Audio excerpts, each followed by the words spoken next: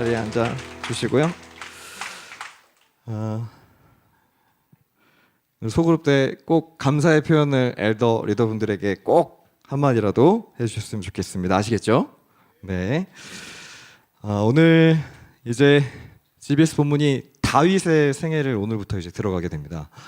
개인적으로 다윗은 저도 너무 좋아하는 성경의 인물이고요. 유명한 인물이지만 언젠가부터인가 이청년부에서 이 다윗 이야기를 꼭 나누고 싶은 마음이 있었는데 마침 또 GBS 본문이 이제 오늘 기점으로 몇 주에 걸쳐서 다윗의 영성에 대해서 좀 함께 나누게 되는데요.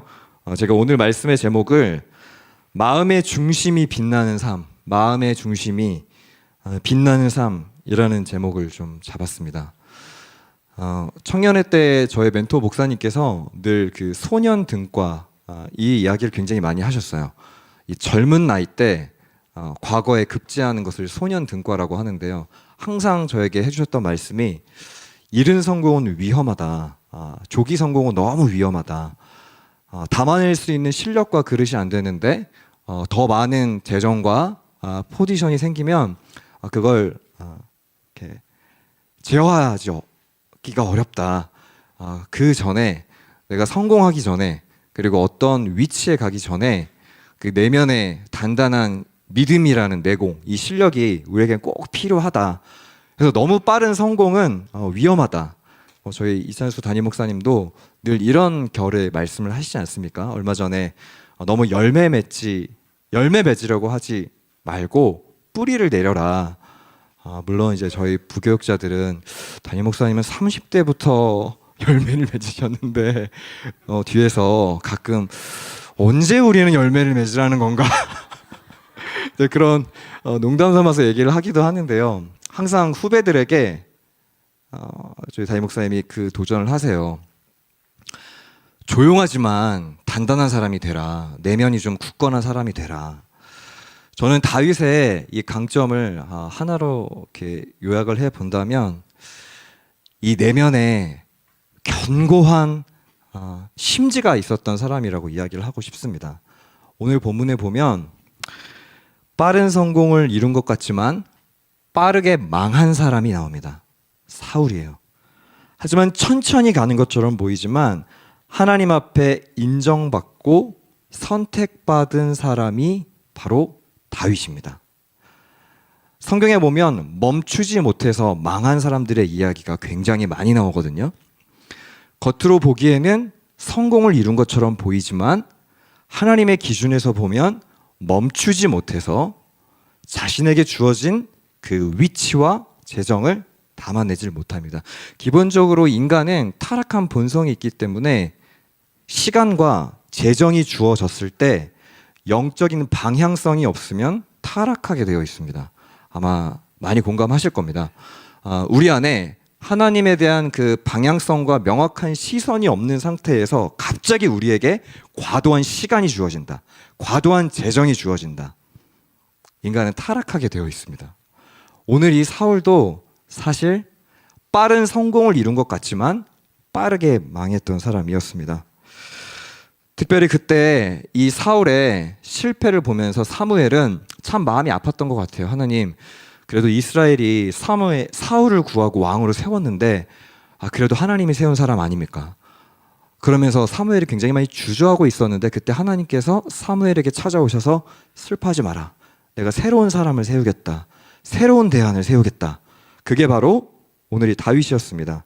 후에 바울은 이 다윗을 평가하면서 이렇게 이야기를 합니다. 사도행전 13장 21절과 22절 말씀을 같이 읽어볼까요? 사도행전 13장 21절과 22절 함께 읽습니다. 시작. 그 후에 그들이 왕을 구하거늘 하나님이 베냐민 지파 사람 기스의 아들 사울을 40년간 주셨다가 패하시고 다윗을 왕으로 세우시고 증언하여 이르시되 내가 이새의 아들 다윗을 만나니 내 마음에 맞는 사람이라 내 뜻을 다 이루리라 하시더니 하나님께서는 사울이 폐위당한 이후에 한 사람을 찾고 계셨습니다. 내 마음에 맞는 사람이라고 사도행전의 말씀은 기록을 하고 있어요. 사랑하는 이청년부 여러분, 여러분의 인생의 평가에 하나님이 만약 여러분에게 내 마음이 너의 마음과 맞는다, 이 평가를 받는다면 사실 인생 잘 산 거 아닐까요? 저는 오늘 이 본문의 메시지를 여러분과 함께 나누면서 여러분 안에 이런 갈망이 일어나셨으면 좋겠습니다. 아, 내가 하나님 마음에 맞는 사람이구나. 하나님 마음에 내가 지금 합한 사람이구나. 하나님이 날 지금 시원하게 보고 계시는구나.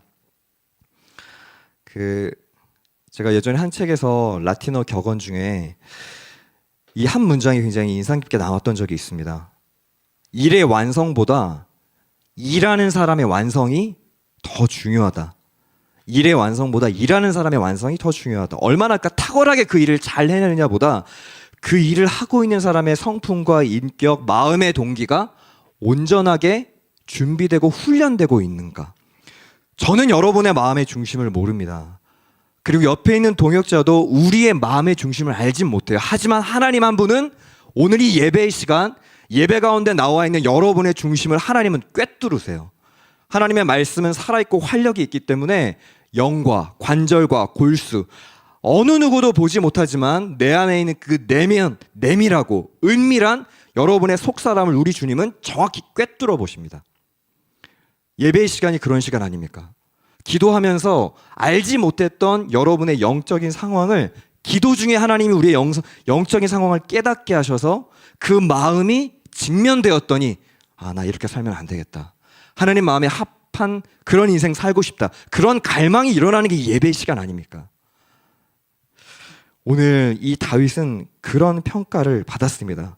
저는 이 본문을 보면서 궁금했어요. 이게 다윗의 서사가 시작되는 첫 장면인데 대체 그러면 하나님께서는 왜 다윗을 내 마음에 맞다, 참 이 친구 시원하다, 당시 이스라엘은 어느 누구도 하나님을 찾지 않고 이스라엘 왕을 찾았고 자신의 인생을 조금 더 낫게 해줄 만한 수단의 왕을 찾았지만 진짜 왕을 인정하며 살았던 이 한 사람으로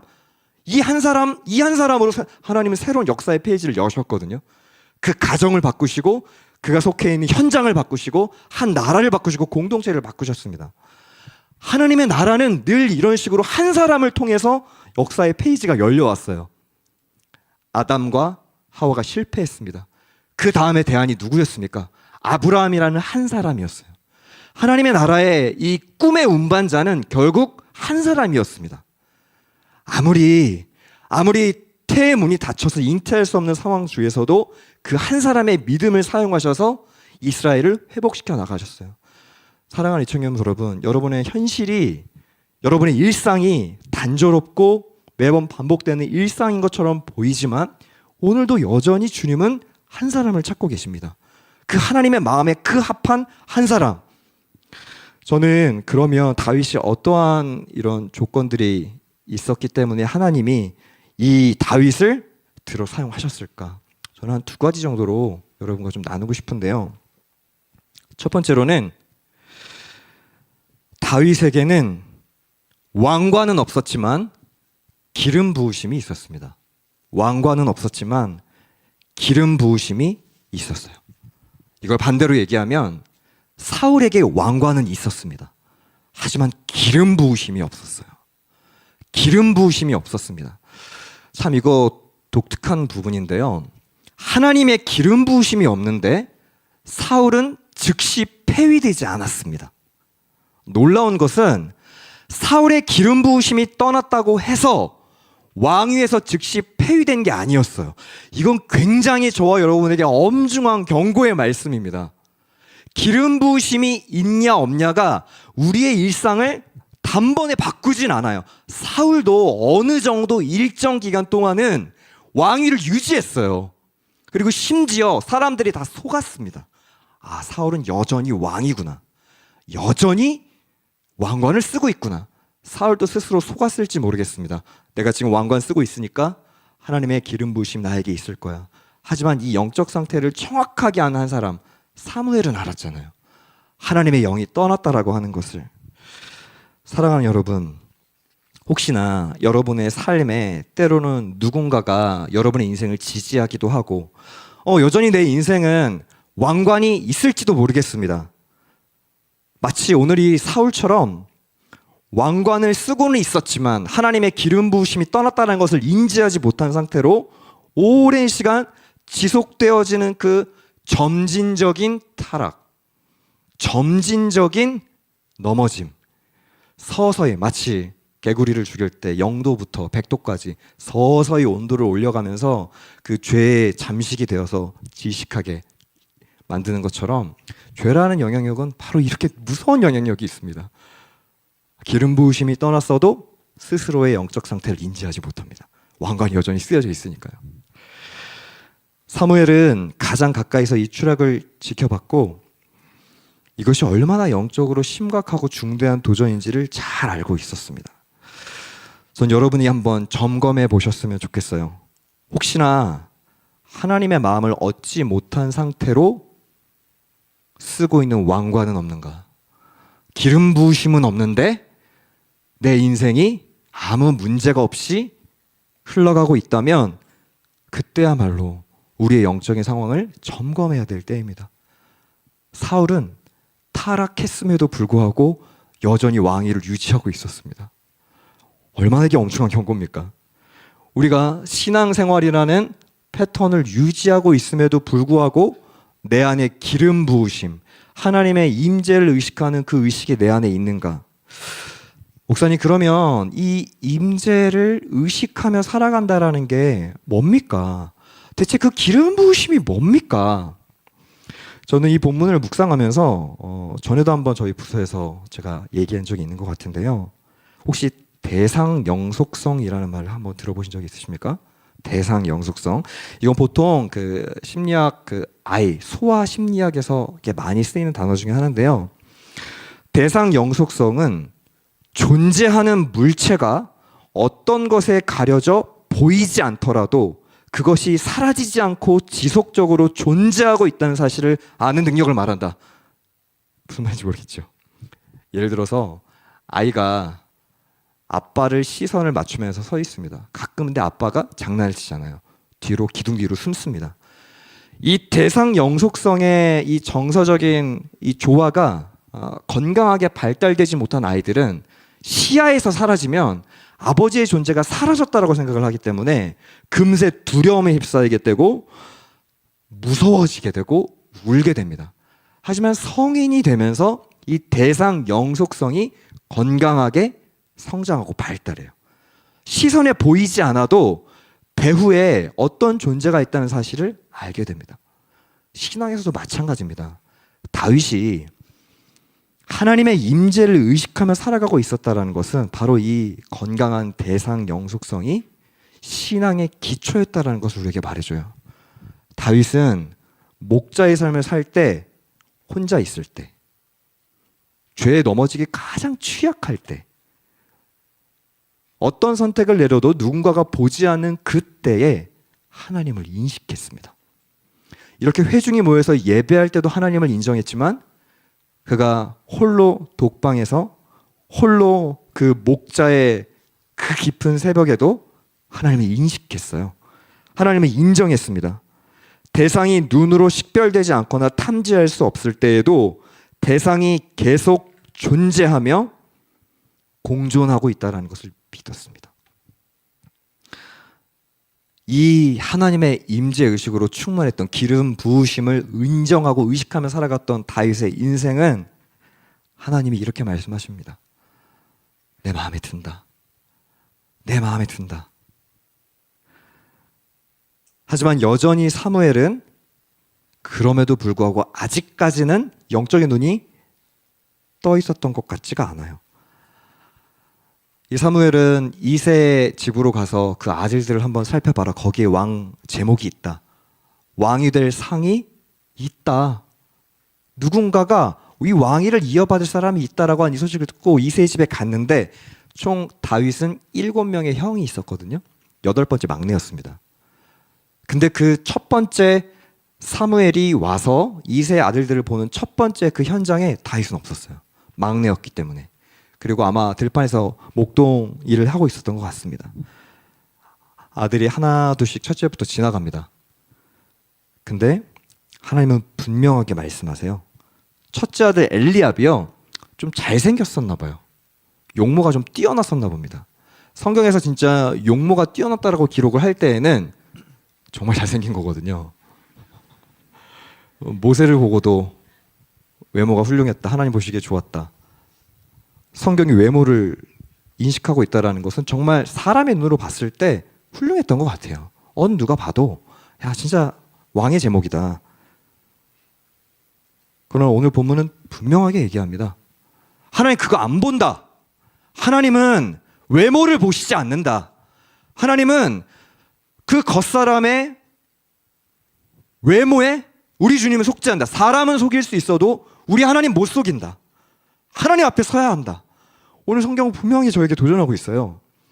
7절 말씀을 제가 한번 읽어보겠습니다. 사무엘이 또 여전히 동일한 인간적인 눈을 보는 실수를 하려고 하니까 하나님이 직접 사무엘에게 이렇게 말씀하세요. 여호와께서 사무엘에게 이르시되 그의 용모와 키를 보지 말라. 내가 이미 그를 버렸노라. 여기서부터 같이 한번 읽어볼까요? 함께 읽습니다. 내가 보는 것은 사람과 같이 아니하니 사람은 외모를 보거니와 나 여호와는 중심을 보느니라. 분명하게 나의 기준, 내 관점, 내 기준으로 여전히 사무엘은 또 선택하려고 했지만 하나님께서는 외모가 아니다. 그 마음의 중심, 그 마음의 동기, 그 마음의 태도, 그 사람의 중심과 마음가짐.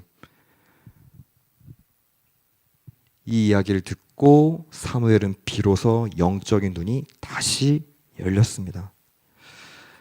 사랑하는 여러분, 혹시나 여전히 우리는 사울의 잘못된 인사 이후에도 여전히 우리의 눈과 우리의 판단이 세상적인 기준에 마비되어서 여전히 우리도 엘리압을 선택하는 영적인 실수를 우리는 여전히 하면서 살아갑니다.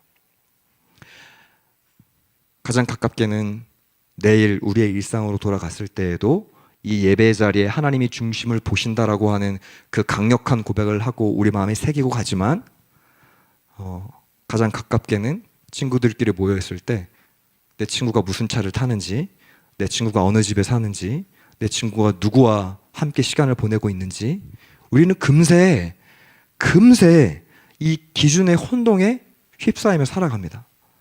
우리는 그때 스스로에게 물어야 돼요. 나는 엘리압을 선택할 것인가? 아니면 하나님 마음에 합한 다윗이라는 그 음성에 귀 기울이며 살아갈 것인가? 11절 또 사무엘이 이새에게 이르되 내 아들들이 다 여기 있느냐? 이새가 이르되 아직 막내가 남았는데, 여기서 막내라고 하는 단어는 하찮은, 별 볼 일 없는, 그는 양을 지키고 있습니다. 사무엘이 이새에게 이르되 사람을 보내어 그를 데려오라. 그가 여기 오기까지는 우리가 식사 자리에 앉지 아니하겠노라.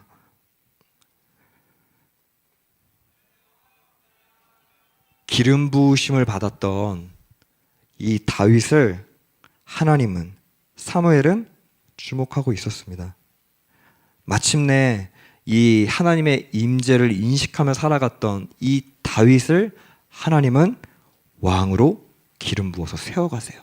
자, 그런데 여기서 또 하나 저희가 좀 묵상해 봐야 되는 것은, 다윗은 기름 부으심을 받고 바로 왕위에 등극하지 않았습니다.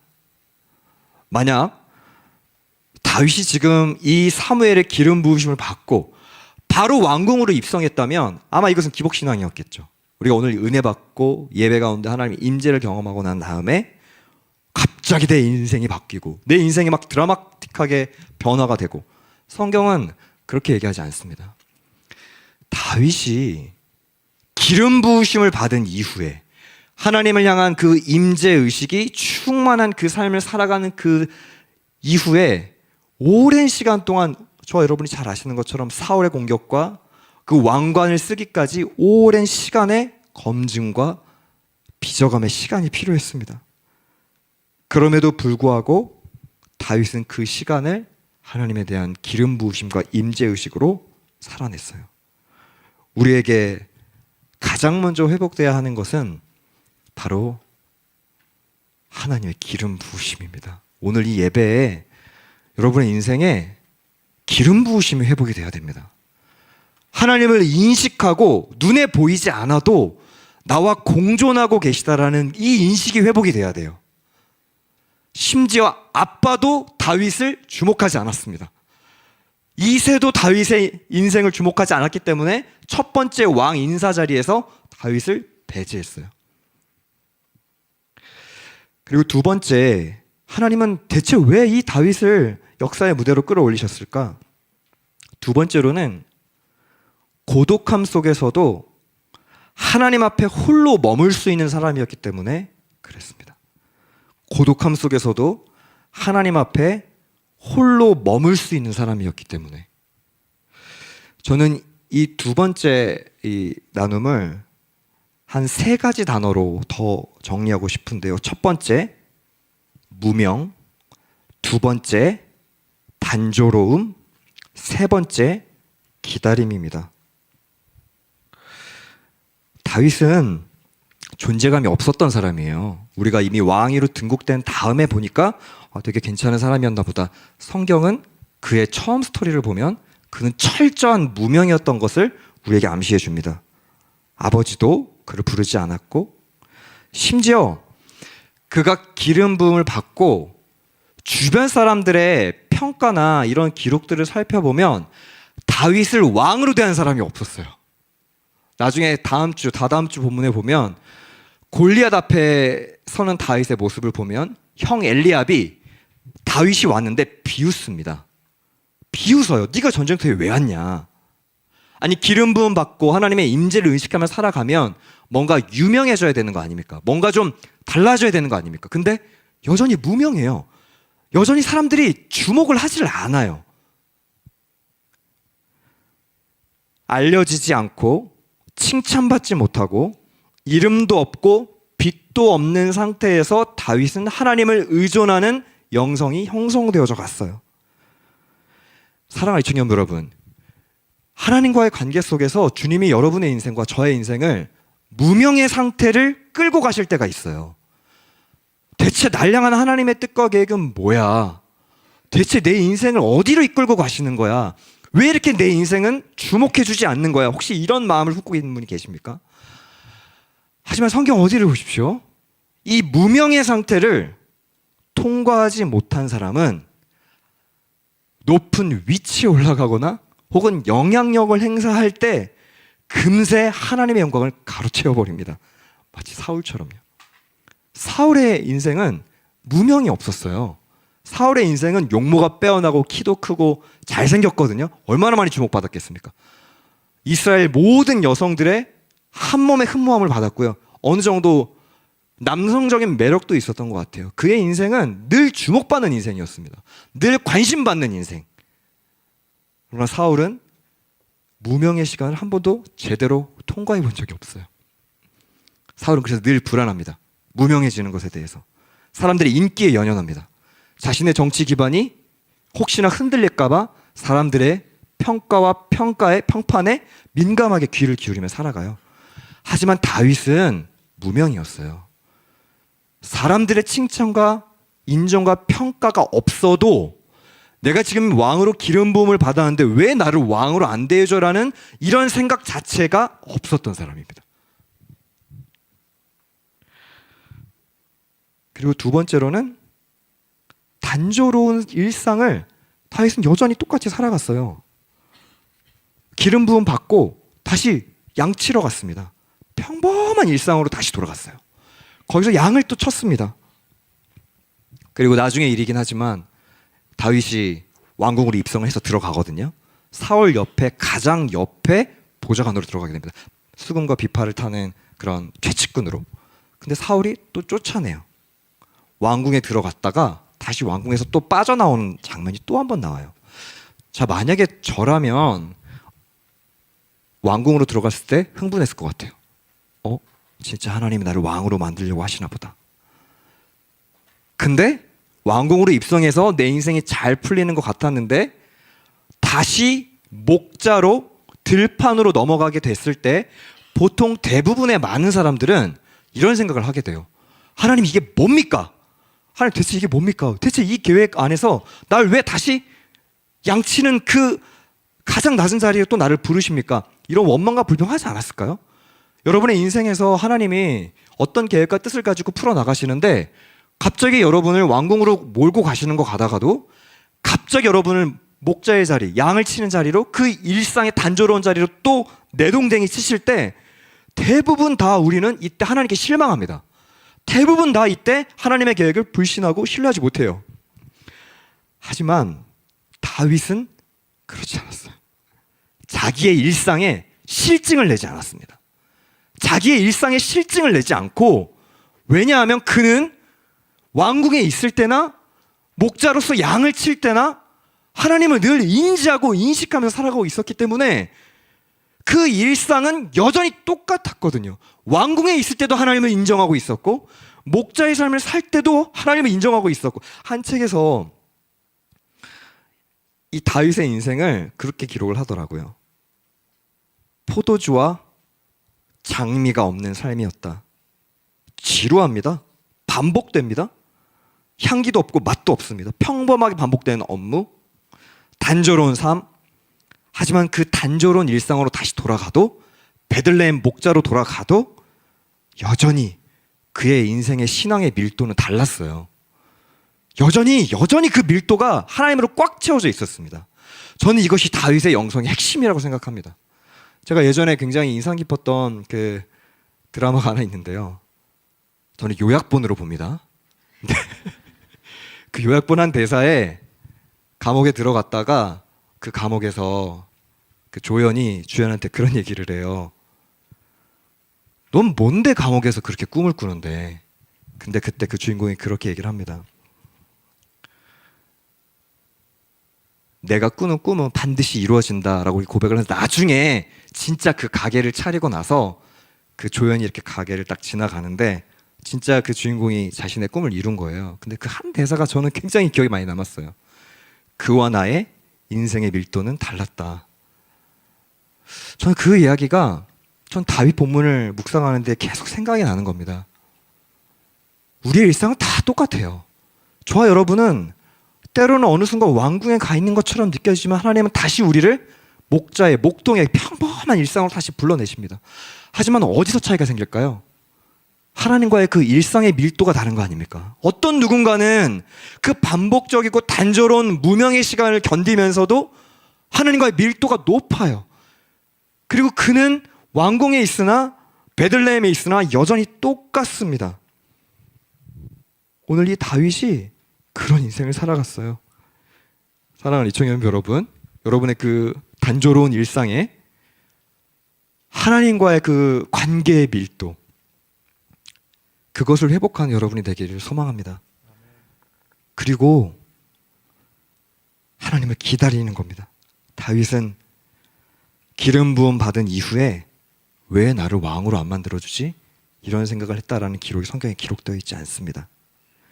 여전히 목자의 삶으로 돌아올 때는 목자의 삶을, 사울에게 쫓길 때에는 쫓기는 삶을, 그 현실 세계를 그저 받아들이면서 나 언제 왕 되지? 나 언제 왕궁으로 입성하지? 조급해하지도 않았고 자신의 인간적인 판단과 계획을 앞세워서 누군가를 동원하지도 않았습니다. 보통 사람이라면 내가 기름 부음 받았는데, 내가 그 다음 차기 왕권인데, 그러면서 아마 이 무명과 단조로운 일상의 시간을 정신병으로 아마 끝나지 않았을까요? 근데 그러나 다윗은 자신의 존재를 외부에 있는 자극과 외부에 있는 공격이 건드리질 못했어요. 혹시나 지금 여러분의 그 인생 가운데 하나님이 분명히 여러분 각자에게 기름 부으셔서 그 임재의 시간을 버티게 한 그 신앙의 뜨거운 시간들은 누구나 다 있을 겁니다. 하지만 지금 여러분은 왕궁으로 들어가기 전에 잠시 기다리고 잠시 그 무명의 시간을 거치면서 여러분의 하나님과의 영성을 하나님은 지금 빚어가고 계시는 시간이에요. 이 단조로운 일상을 실증내서는 안 됩니다. 우리의 이 신앙생활 가운데 이 단조로운 일상 속에서도 하나님을 향한 대상 영속성, 하나님을 향한 온전한 신뢰로 마침내 여러분의 인생을 하나님은 왕궁 안으로 들어가게 하시는 순간이 반드시 있을 거예요. 반드시 하나님은 여러분의 사명의 자리에 여러분을 세우십니다. 그런데 그 사명의 자리, 부르심의 자리에 세우실 때 내면이 단단하게 준비되어 있는 사람, 때로는 적막하고 고요하고 고독하고 혼자 있는 그 시간도 믿음 안에서 기다리면서 그 시간을 침묵으로 한 걸음 한 걸음 걸어 나가는 사람, 저는 그런 사람이 다윗 같은 사람이라고 생각합니다. 사랑하는 여러분, 우리 안에 이 다윗처럼 하나님 마음에 합한 사람이라고 하는 이 갈망이 일어나야 하지 않을까요?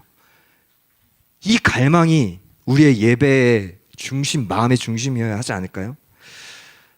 저는 어제 엘더분들과 이제 앞으로 저희가 가게 될 영월, 평창, 이 강원도 선교지 목사님들 5분을 뵙고 왔습니다.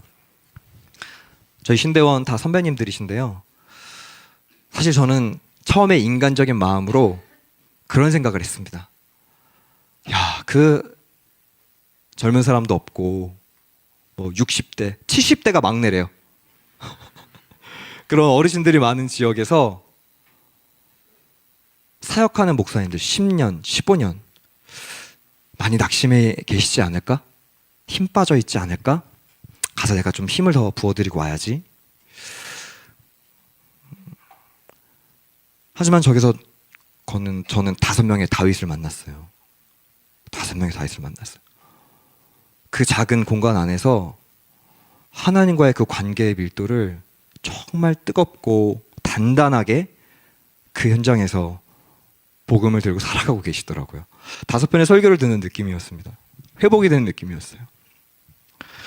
잠깐 저희 어제 그 답사했었던 그 시간들을 영상으로 어제 전도사님께서 바로 어제 오늘 이렇게 따끈하게 영상으로 좀 편집을 해주셨는데, 우리 잠깐 틀어주시면 함께 좀 보고. 네.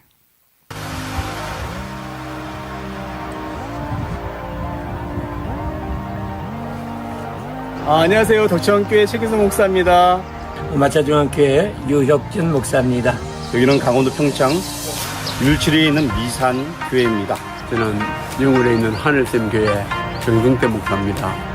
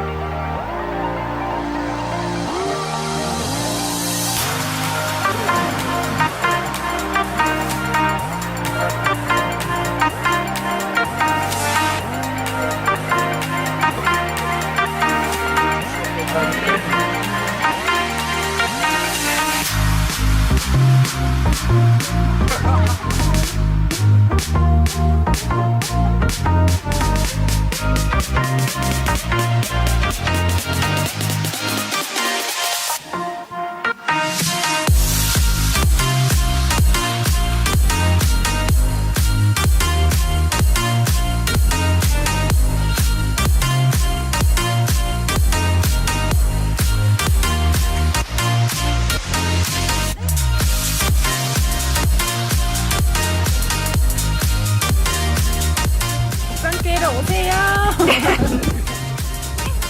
하나님 기뻐할 것을 기대하면서 여러분들을 환영합니다. 반갑습니다. 무엇보다 여러분들의 도움이 간절히 필요합니다. 복음의 불모지인 이곳에 정말 복음이 힘겨워지고 생명이 살아나는 역사가 있길 바랍니다. 기대하겠습니다. 꼭 오십시오. 우리 덕천교회로 많이 오세요. 이청년부 사랑합니다. 말씀을 정리하려고 하는데요. 오늘 이 다윗은 그의 인생 가운데 왕이 되고자 하는 조급함이 없었습니다. 기름 부으심을 받고 무명한 일상의 단조로움 그리고 기다리는 시간을 통과해서 왕으로 빚어져 갔습니다. 우리의 신앙의 여정은 마치 이와 똑같습니다. 여러분의 인생에 때로는 아무도 주목하지 않은 무명한 시간, 일상의 반복적인 단조로움의 시간. 어제 목사님들을 5분을 뵈면서 이 다윗처럼 아무도 주목하지 않는 영월이라는 선교지, 이 5개 교회 중에 한 군데인 덕천이라는 교회는 이제 나중에 가게 되시는 선교팀들도 아시겠지만, 처음 그 교회가 개척이 되었을 때 한 목사님께서 아무도 교회가 있지 않은, 사실 그곳은 6.25 전쟁도 피해갔던 아주 깊은 산속인데요. 거기에 이제 교회를 세우시고 그 안에 복음의 씨앗이 이렇게 틔워지기까지 정말 많은 분들의 눈물의 수고가 있었더라고요. 그리고 아까 마차중앙교회 목사님 한 6년 정도 폐광된 그곳에서 사역을 하고 계신데, 인상 깊었던 한 문장이 기억에 남아요. 복음은 죽음보다 빨라야 합니다. 목사님, 지금 여기 영월 지역에 계신 우리 어르신들 이제 살 날이 얼마 남지 않으셨는데 복음이 죽음보다 빨라야 합니다. 그러면서 저희들에게 도움을, 기도를 요청하는 것을 보면서 참 저에게도 어제 많은 영적인 회복과 여전히 이 땅에는 하나님의 복음이 필요하구나. 저는 영월의 부르심 앞에 우리가 함께 기도함으로 서길 원합니다. 그리고 나아가서는 오늘 이 본문의 다윗처럼 비록 내 삶에 지금 당장은 양을 쳐야 하는 단조로운 일상이 있지만 하나님을 날마다 의식하면서 살아갔던 이 다윗의 그 내밀한 단단한 영성이 저 이청현무 지혜들 안에 깊이 뿌리 내려서 그것이 열매 맺고 성장하고, 때로는 고독을 경험해도, 왕궁에서 살다가 다시 광야로 돌아가도, 그래도 그 고독 속에 수많은 밤을 견디면서도 마음에 억한 마음이 안 생기잖아요. 다윗은 상처가 없는 게 특징 중에 하나예요. 다윗은 누가 상처를 줘도 상처를 안 받아요. 그의 인생에 영향을 미치질 못합니다. 하나님이 더 큰 은혜와 사랑으로 그의 인생을 보호하셨기 때문에. 그리고 왕처럼 살 수 있는 그 훈련과 성장의 시간을 토대로 됐을 때, 왕으로 준비가 되었을 때 그는 왕의 부르심 앞에 섰습니다. 저는 이 하나님 앞에 때로는 홀로 고독을 받아들이는 영적인 능력, 이런 태도가 저와 여러분 안에 작게 천천히 하지만 온전히 세워져 가길 소망합니다. 오늘 이 믿음의 고백을 가지고 함께 찬양할 텐데요, 저는 오늘 이 찬양이 다윗의 마음이었다고 생각합니다. 다윗의 중심이었다고 생각합니다. 나의 영혼이 잠잠히 하나님만 바라며.